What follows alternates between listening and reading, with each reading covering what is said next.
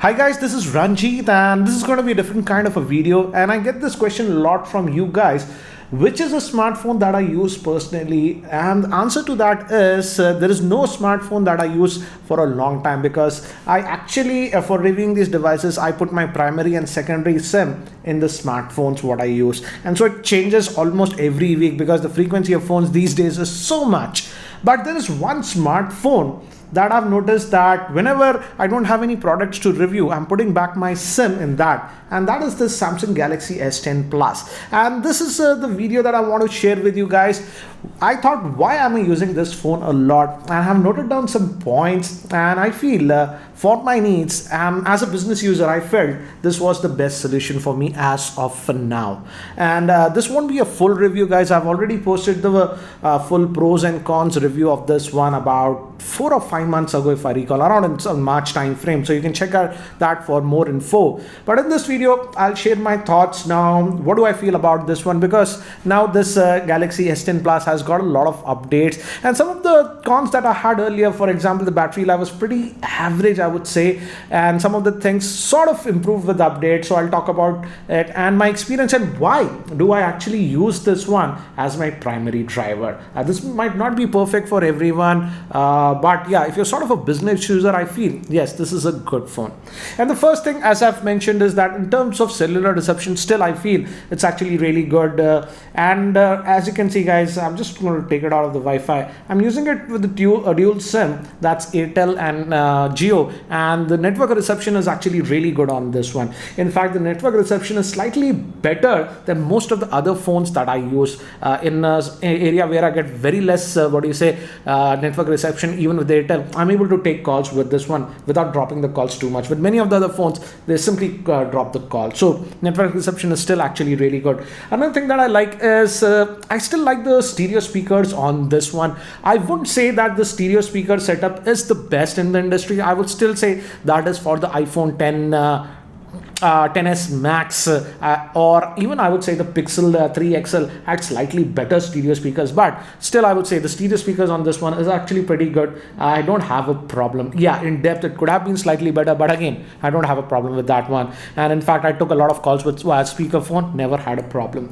Now moving to one critical thing, and I was critical about this one. If you have checked my review, this has that 4100 milliampere battery, and guys, as we are in India, this is also the Exynos variant that you are getting, 9820, that's based on 8 nanometer process. And when I reviewed it about in March, I said the battery life was not that great, and in fact I always use this phone in this mode, that is the always on display, because this does not have any physical LED notification light. As you can see, by just glancing I have an idea what notifications are there and stuff, so I always use it in this mode.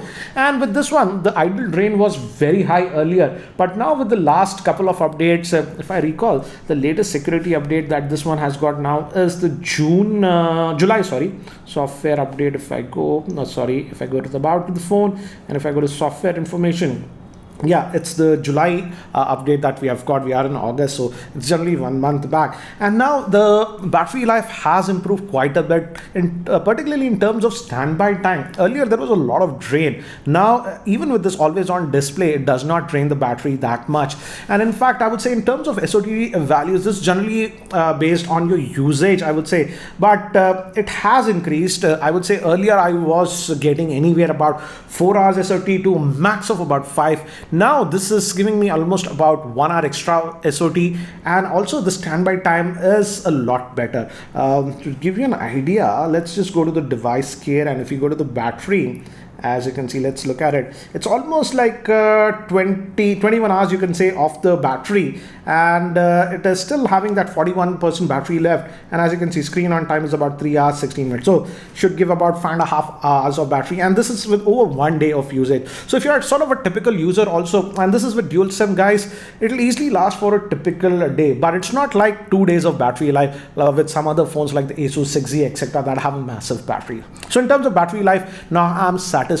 At the end of the day, I don't get that anxiety issues like earlier I used to get on this smartphone. But again, if you're a super heavy user, I would say you want that 7-8 hours of screen on time, 9 hours of screen time, you will have to top it up in the evening. Now moving to RAM management, this is the 8 GB RAM variant, the base variant, I would say. And till date, again, now it's pretty old. As you can see, I've used it, have some nicks and also and stuff. And till date, I never had an issue of RAM management on this one. And I rely on some of the apps, for example, my society apps. These need to be in memory and they work always. For example, Truecaller also works every time. So in terms of memory management, they have done actually a good job. I don't have a problem with memory management on this one. As you can see, it is done very well. So in terms of RAM management and also in the UI, this is the new One UI. Here also, I do not notice any lagginess that was associated with Samsung phones earlier. So in terms of that, I would say I don't have a problem with this one.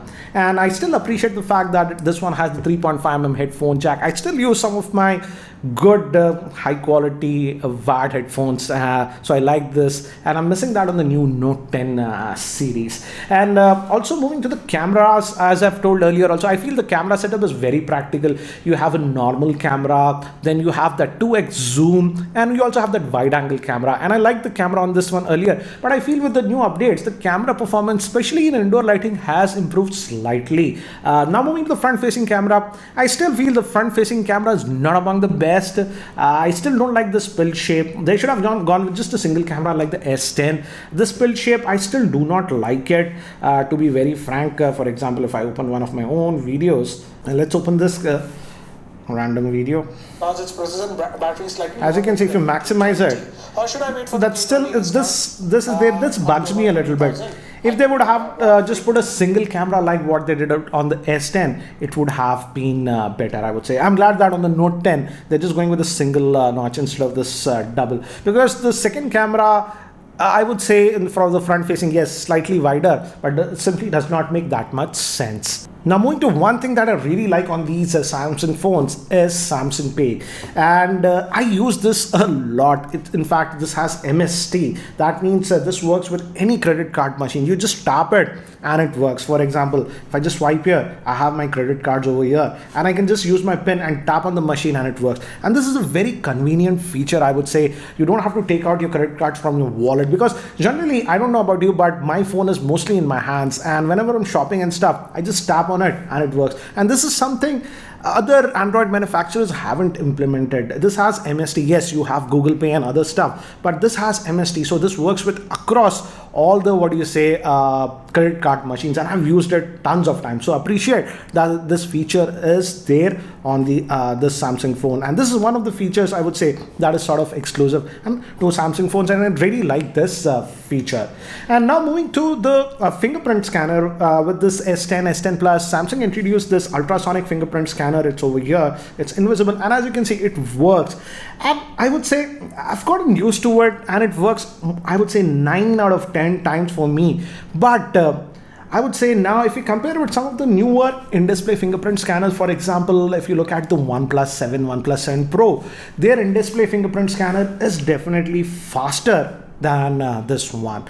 So hopefully, I'm just hoping with the new Note 10 series, they have the second generation of this ultrasonic fingerprint scanner, because as you can see, it does take about a second. You have to place your finger on it for almost a second, then only it unlocks. If you just do like this, as you can see, it works sometimes, but many times it simply does not. So yes, it works, you get used to it. I'm okay with it, but the newer in-display fingerprint scanners are definitely slightly faster.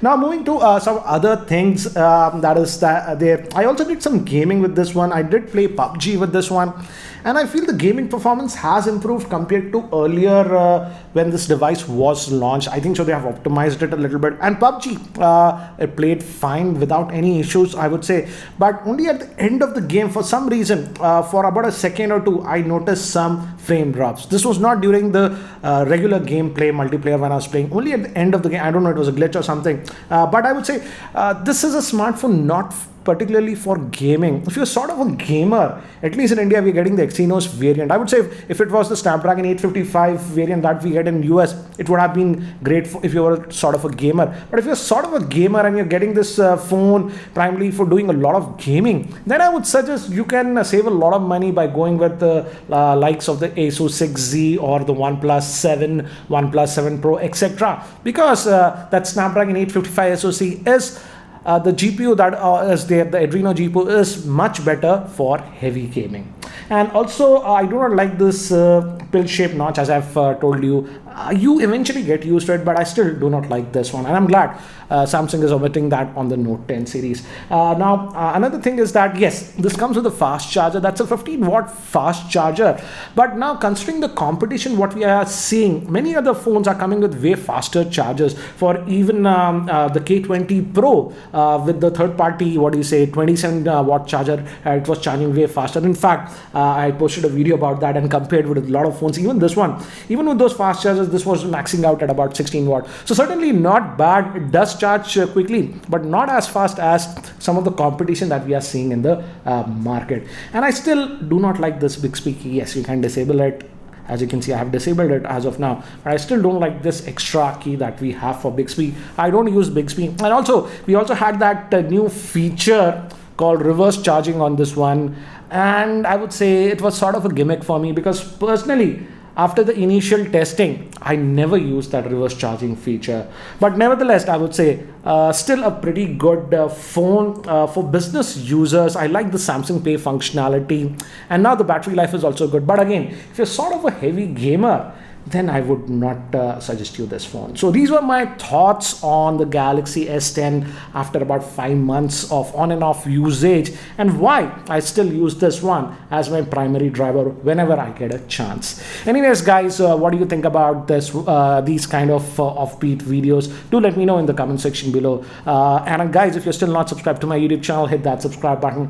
The Note 10 series is also coming out very soon in India by next week. So I'll try to cover that, and some new Xiaomi and Redmi phones are also coming. So next week will be very hectic, so stay tuned. And again, hit that bell icon, because these days the notification system is all messed up on YouTube. Anyways, guys, that's it for now. Thanks for watching. This is Ranjit, and I hope to see you in my next video. Take care, guys.